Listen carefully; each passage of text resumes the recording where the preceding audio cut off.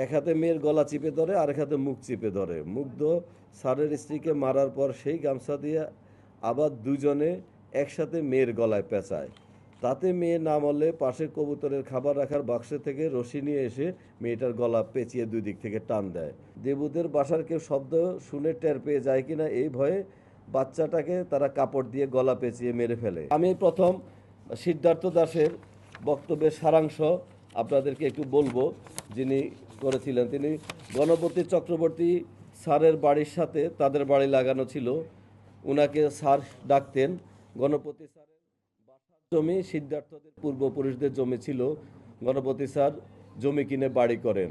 সিদ্ধার্থ দাস স্বর্ণের দোকানের কারিগর হিসেবে কাজ করে। ইয়াবা, তার বক্তব্য অনুযায়ী আমি হুবহু একটু বলি। ইয়াবা আগে মাঝে মধ্যে উৎসব হলে খাইতাম। গত এক মাসে প্রতি বৃহস্পতিবার একটা করে ইয়াবা খাই। ঘটনা 21 তারিখ শুক্রবার ভোরের সময়। সম্প্রতি আমার বড় ভাইয়ের বিয়ে হয়। আমি পুরোপুরি বলবো না, আমি একটু চেঞ্জ করে মানে আমাদের ভাষায় বলি, এটা কোর্টের বিষয়, এই জন্য পুরোপুরি বলা যাবে না। তার বড় ভাইয়ের বিয়ে হয়ে যাওয়ার পরে প্রাইভেসির জন্য সে বিজয় কাকুর বাসায় 6-7 মাস ধরে ঘুমায়, খাওয়া দাওয়া করে, বাসায় থাকে, বিজয় কাকুর বাসায় ঘুমায়। গত 1 মাস ধরে বৃহস্পতিবার সীমান্তদের বাসায় থাকে। সেই সীমান্তর সাক্ষ্য বিজ্ঞ আদালতে 164 দ্বারা জবানবন্দি নেওয়া হয়েছিল। সীমান্ত নেশা করে না, ঘটনার বিষয়ে কিছু জানে না। বৃহস্পতিবার রাত 12টার পরে সিদ্ধার্থ দাস ইয়াবা নিয়ে অপর আসামি মুগ্ধ দাস সহ সীমান্তদের বাসা যায়। সেখানে তারা 3টা ইয়াবা সেবন করে। রাত 3টার দিকে তাদের আরও ইয়াবা সেবন করতে ইচ্ছে হলে ইয়াবা ব্যবসায়ী শান্ত, গ্রাম কামাল কাসনা, এর কাছে গিয়ে ফোন দিয়ে আরও 4টা ইয়াবা নিয়ে আসে, ইয়াবা নিয়ে ডাকে। এই পর্যায়ে আমি এরপর শান্তর বাড়ির সামনে থেকে 4টা ইয়াবা নেই। আমরা তদন্তে পেয়েছিলাম সেই ইয়াবা ব্যবসায়ীকে গ্রেপ্তারের প্রচেষ্টা আমাদের চলতেছে এবং আশা করি খুব দ্রুত সে আইনের আওতায় আসবে। সব শেষে তারা ইয়াবাটা যে নেয়, এটা মোবাইল ফোন জমা দিয়ে বন্ধক রেখে ইয়াবা নেয়। পরবর্তীতে ঘটনার পরে ওখান থেকে 15,000 টাকা 2 আসামি নেয়। সেখান থেকে এই সিদ্ধার্থ দাস 3,500 টাকা ভাগে পায়। ওই 3,500 টাকা দিয়ে যে বন্ধক রাখা হয়েছিল সে মোবাইল ফোনটা ছাড়িয়ে নেয়। শান্তর বাড়ির সামনে থেকে 4টা ইয়াবা নেয়। তারপর সীমান্তদের বাসায় গিয়ে, ওই সাক্ষী সীমান্তদের বাসায় গিয়ে মুগ্ধসহ গিয়ে ওখান থেকে আবার রাত 3টার পরে বের হয়। রাস্তায় কুকুর থাকায় তারা প্রাচীর টপকায় দেবুদের বাসা যায়। দেবুদের বাসার ছাদে যায়। দেবুদের বাসার ছাদ ফাঁকা হওয়ার কারণে সেখানে বাতাস খোলামেলা হয়। ছাদ থেকে গণপতি স্যারের বাসার ছাদে যায়। গণপতি স্যারের বাসার ছাদের চারদিকে হাফ ওয়াল রয়েছে, যার ফলে বাইরে থেকে দেখা যায় না। আসামি এই স্বীকারোক্তি দিয়েছে। এখানে আপনাদের প্রশ্ন ছিল যে কেন দেবুদের বাসা থেকে ওই বাসার ছাদে গিয়েছিল। এর কারণ হলো দেবুদের বাসার ছাদ ফাঁকা, সেখানে বাতাস আছে। ইয়াবা সেবনের ক্ষেত্রে যে ধোঁয়া টুয়া তৈরি হয় সেটা বাতাসে না থাকলে তাদের জন্য সুবিধা হয়। আর গণপতি স্যারের বাসার ছাদে ওয়াল রয়েছে, সেই ওয়ালের থাকায় বাইরে থেকে দেখা যায় না। স্যারের বাসার ছাদে এরা পানির ট্যাঙ্কির আড়ালে বসে ইয়াবা সেবন করতে থাকলে তারা খেয়াল করে না, ভোরের আলো ফুটে যায়। সেই রাতে তারা দুইজনে 8টা ইয়াবা সেবন করে। এটা সিদ্ধার্থের জবানবন্দিতে। জীবনে কখনো তারা এত বেশি ইয়াবা সেবন করে নাই। সর্বোচ্চ 2টা ইয়াবা একসাথে সেবন করেছিল। সকালে গণপতি স্যার ছাদে হাঁটতে এসে তাদের দেখে ফেলে ধমক দেয় এবং জোরে জোরে বলে, তোরা এত সকালে এখানে কি করিস? তখন তাদের মাথা কাজ করছিল না। তারা মান সম্মানের ভয়ে গলায় গামছা পেঁচিয়ে মুগ্ধ দাস এবং সিদ্ধার্থ দাস গামছা দিয়ে টান মেরে ফেলে। এই যে এটা আমরা পরবর্তীতে আমরা মেডিকেল থেকে যে রিপোর্ট পেয়েছি, সেটা ময়নাতদন্তের রিপোর্টে সেখানেও চলে আসছে যে এটা অ্যাসফেক্সিয়া বা শ্বাসরোধ কারণে হত্যা, অর্থাৎ এই বক্তব্যের সাথে মেডিকেলের যে রিপোর্ট সেটা মিলে গিয়েছে। তখন স্যারের দেহ টিন দিয়ে ঢেকে পালিয়ে যাওয়ার সময় সম্ভবত স্যারের স্ত্রী এবং মেয়ে শব্দ শুনে ছাদে চলে আসে। তাদের দেখে চিল্লাতে লাগলে মুগ্ধের হাতে স্যারের গামছা ছিল, সেই গামছা দিয়ে স্যারের স্ত্রীর গলা চিপে ধরে, আর সিদ্ধার্থ দাস স্যারের মেয়ের গলা চিপে ধরে। এক হাতে মেয়ের গলা চিপে ধরে, আরেক হাতে মুখ চিপে ধরে। মুগ্ধ স্যারের স্ত্রীকে মারার পর সেই গামছা দিয়ে আবার দুজনে একসাথে মেয়ের গলায় পেঁচায়। তাতে মেয়ে না মরলে পাশে কবুতরের খাবার রাখার বাক্স থেকে রশি নিয়ে এসে মেয়েটার গলা পেঁচিয়ে দুই দিক থেকে টান দেয়। ছাদে একটা পুরাতন প্লাস পায়। বাড়িতে কোনো সিসি ক্যামেরা আছে কিনা সেই ভয়ে তারা ওই প্লাস নিয়ে নিচতলা গিয়ে বিদ্যুতের তার কেটে দেয়, যেন সিসিটিভি থাকলে সেটা ডিসকানেক্ট হয়। তখন মুগ্ধ ছাদের উপরে ছিল। আবার সিদ্ধার্থ আবার ছাদে গিয়ে মুগ্ধ সহ দুজনে মা মেয়ের লাশ ছাদের গেটের ভিতরে সিঁড়ির দিকে রাখে, দেবুদের ছাদ হয়ে থেকে যেন দেখা না যায়। এখানে দেবুদের ছাদ যদিও মাত্র 2 ফিট দূরে, তাদের সাথে ওই ঘনিষ্ঠতা ছিল না বা যাওয়া আসা ছিল না। তারপর দুজনে স্যারের রুমে ঢুকার পর দেখে বাচ্চাটা ঘুম থেকে উঠছে। বাচ্চাটা সিদ্ধার্থকে দেখে বলে, সিদ্ধার্থ দাদা তুমি এখানে কেন? সেই রুমের পাশেই দেবুদের বাসা ছিল। দেবুদের বাসার কেউ শব্দ শুনে টের পেয়ে যায় কিনা এই ভয়ে বাচ্চাটাকে তারা কাপড় দিয়ে গলা পেঁচিয়ে মেরে ফেলে।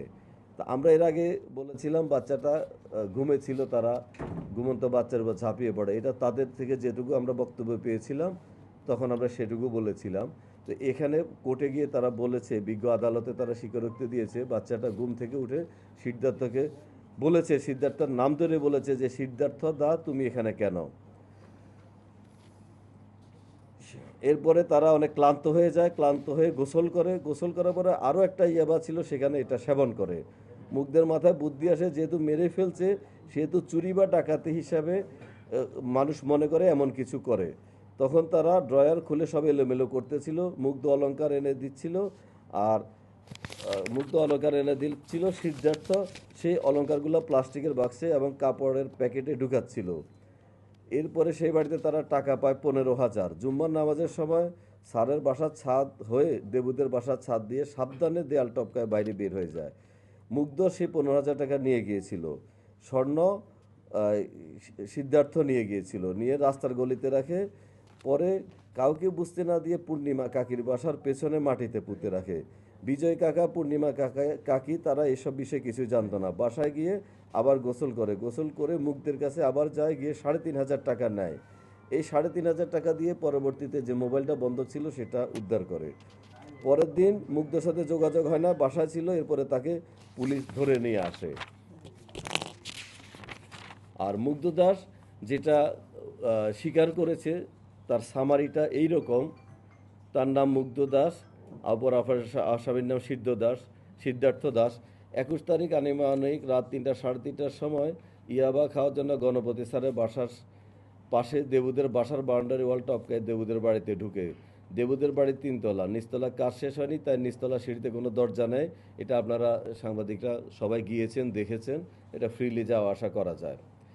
দেবুদের বাড়ির ছাদ খোলা ছিল, তাই সিদ্ধার্থের পরামর্শে দুজনে গণপতি স্যারের বাসার ছাদে যায়। সিদ্ধার্থ বলছিল সে আরও 2-1 দিন গণপতি স্যারের বাসার ছাদে ইয়াবা খেয়েছে।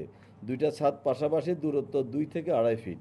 গণপতি স্যারের বাসার ছাদে পানির ট্যাঙ্কির আড়ালে বসে দুইজন খাওয়া শুরু করে। ইয়াবা খেতে খেতে ভোরের আলো ফুটে যায়। সেদিন 9টা ইয়াবা সেবন করেছিলাম। তাহলে আমাদের সিদ্ধার্থ বলেছে 8টা, এখানে বলছে 9টা হতে পারে, ওই 8টার নিচে পরে একটা খেয়েছে, দুইটা মিলা 9টা হতে পারে। জীবনে এত বেশি নেশা আর কখনো করে নাই। দিনের আলো ফুটার পর গণপতি স্যার ছাদে এসে দুজনকে দেখে ফেলে। দুইজন স্যারকে দেখে দাঁড়ান। স্যার তাদেরকে চিল্লায় রাগারাগি করে বলে, তোরা এখানে কি করতেছিস? এই কথা বলার পর মান সম্মানের ভয়ে চিল্লালে মানুষ জেনে যাবে, এর ভয়ে তারা আর কোনো কথা বলার সুযোগ না দিয়ে দুজনে ধরে ফেলে স্যারের সাথে ধস্তাধস্তি হয়। স্যারের ঘাড়ে থাকা গামছা দিয়ে সিদ্ধার্থ গলায় প্যাঁচ দিয়ে দুই দিক থেকে টান দেয়, মেরে ফেলে পরে সেখান থেকে পালানোর প্ল্যান করে। স্যারের মৃতদেহ ছাদের এক কোণায় রাখার সময় স্যারের স্ত্রী এবং মেয়ে ছাদে চলে আসে। সম্ভবত শব্দ শুনে তারা ছাদে আসেন। ছাদে এসে তারা 2-3 বার চিৎকার দেয়। এই 2-3 বার চিৎকারের বিষয়ে একটু আমি বলি। এখানে চিৎকার শুনেছে এরকম আমরা একটা সাক্ষ্য পেয়েছিলাম। এক ভদ্রমহিলা বলেছিলেন এখানকার অধিবাসী। সেই ভদ্রমহিলা এটুকু তথ্য দিয়েছেন, বাট বিস্তারিত দেওয়ার আগে তার স্বামী তাকে আবার পিটিয়েছে কেন পুলিশকে তথ্যটা দিয়েছে। তো এখানে আমি বলবো জনগণের এটাতে সহযোগিতা করা উচিত। এরকম একটা চাঞ্চল্যকর খুন, 4টা মার্ডার হয়ে গেছে, সেখানে পুলিশ সব কিছু করবে। জনগণের সহযোগিতা পেলে আর একটু ভালো হয়। তো একটা মানুষ শুনেছে সেটুকু সাক্ষ্য দেওয়া উচিত, এবং তাকে তার স্বামী পিটিয়েছে, এটাও আপনারা ওখানকার যারা আপনারা এখানকার সাংবাদিক আপনারা এটা একটু খোঁজ খবর নেবেন। তখন এই মুগ্ধ দাস স্যারের স্ত্রী এবং সিদ্ধার্থ দাস স্যারের মেয়ের গলা চিপে ধরে। 5 মিনিটের মতো ধস্তাধস্তি করতে করতে দুজনকে মেরে ফেলে। স্যারকে ছাদে থাকা টিন দিয়ে কোনায় ঢেকে রাখে। মা মেয়ের লাশ দরজার আড়ালে রেখে দোতলা যায় এলোমেলো করার জন্য, যাতে মানুষ মনে করে বাসার চুরি বা ডাকাতি হয়েছে। দোতলায় গিয়ে রুমে ঢুকে যায়। মেন গেট খোলা ছিল। মেন গেট বলতে ছাদের মেন গেট। ডাইনিং রুমে থাকা অবস্থায় দেখি রুমের মেন গেট। ছেলেটা তার রুমে কেবল ঘুম থেকে উঠে বিছানায় আসে। সে এদেরকে দেখে চিৎকার করে বলে ওঠে সিদ্ধার্থকে চেনে, এবং সিদ্ধার্থর নাম ধরে একবার চিল্লেছিল। তখন তারা দুজনে গিয়ে ছেলেটাকে কোনো চিৎকারের সুযোগ না দিয়ে বিছানায় ফেলে পেটিকোট দিয়ে ছেলেটার গলা চিপে মেরে ফেলে। তারপর অনেক ক্লান্ত হয়ে যায়, বাথরুমে গিয়ে গায়ে মাথায় পানি ঢালে। আশেপাশে সবাই ঘুম থেকে জেগে উঠছিল, ফলে মানুষ দেখতে পারে, এ ভয়ে আর বের হয় নাই।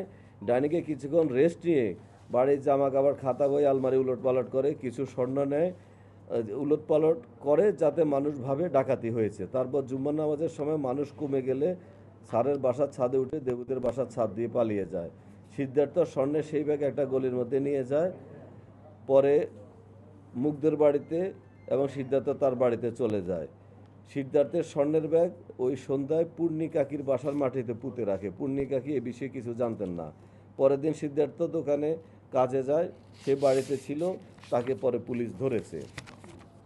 তো তাদের প্রাথমিক পুলিশের কাছে বক্তব্য আর বিজ্ঞ আদালতে যে বক্তব্য দিয়েছে, এটাতে আরও অনেক কিছু ক্লিয়ার হয়ে গিয়েছে। আমাদের কাছে ময়নাতদন্তের যে রিপোর্ট এসেছে, সেই রিপোর্টে 4জনকে শ্বাসরোধ করে হত্যার বিষয়টা ময়নাতদন্তে প্রমাণিত হয়েছে। আর যে 2জন নারী ভিকটিম আছেন, আগামী চক্রবর্তী এবং প্রীতিলতা চক্রবর্তী, আমি ওনাদের প্রতি সম্মান রেখে, মৃতদেহের প্রতি সম্মান রেখে বলছি যে ওনাদের ভেজাইনাল সোয়াব নেওয়া হয়েছিল, কোনো ধর্ষণের আলামত পাওয়া যায় নাই। আর অ্যাসফেক্সিয়া বা গলায় শ্বাসরোধ করলে এটা আপনারা জানেন, এটা যাদের অভিজ্ঞতা আছে, এই বীর্য বের হয়ে যায়, মলমূত্র বের হয়ে যায়। এই বীর্য হলো ওই ডেড বডির বীর্য, এটা অন্য কোনো বাইরের বীর্য না। আর এটা আমরা একটা দেখছি যে একজন ডোমের কথা একটু প্রচলিত হয়েছে, সেখানে কিন্তু বলছে যে তার বীর্য বের হয়েছে, অর্থাৎ ভিকটিমের। তো এটা হলো গলায় ফাঁস লাগলে এবং চোখগুলো একটু বের হয়ে আসে, এটা হলো গলায় ফাঁস লাগলে এই জিনিসগুলো হয়। আর পোস্টমর্টমের রিপোর্টে এগুলো ক্লিয়ার হয়ে গিয়েছিল।